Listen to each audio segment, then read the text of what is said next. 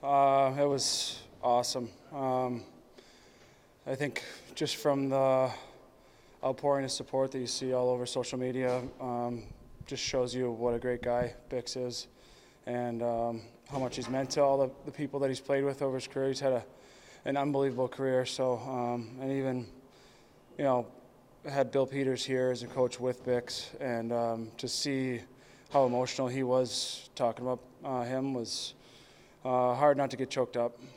And just how special was the time you spent with Bix playing down here and spending time with him? It was, the first time around you kind of take it for granted. We came in around the same time, and I think our first full years in Chicago were together too. So, and to be back here last year, we had a good time. It was fun to spend some time. We're both older with kids and stuff now, so things have changed. But just from a personal standpoint, I was that close to finding out if I had something similar to that to MS. So to watch Bix and his family dealing with it now, I definitely have,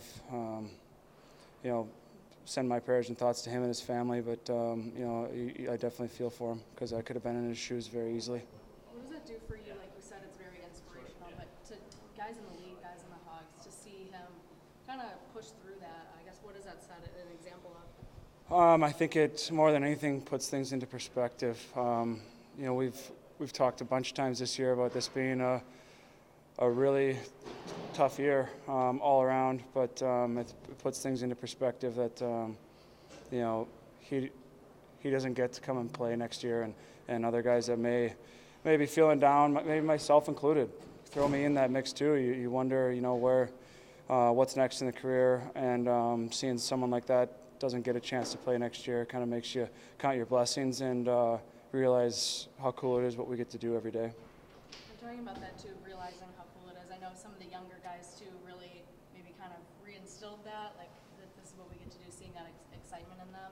What is it like for you to see them excel in the last stretch here?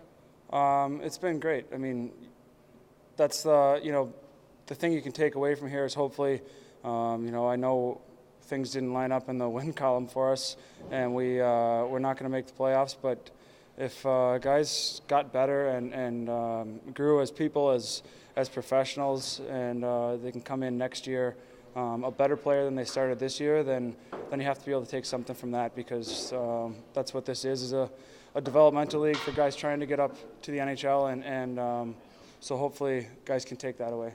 And how much do you appreciate having you as teacher, not just teammate and player, but you're also teaching these guys how to carry themselves at this level? Yeah, and I'm learning with some of that too. Like I said, this year, this wasn't the easiest for, I've had to learn how to handle certain situations too, and I wish, like everybody, you wish you handle certain things better too, but I think I've grown as a player and hopefully as a captain as well.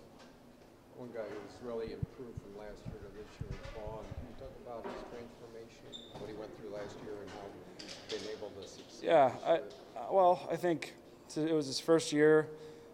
Shortly into the season, he got hurt and he was out for a long period of time. So that's definitely not ideal for anybody coming in their first year. But he's a great guy.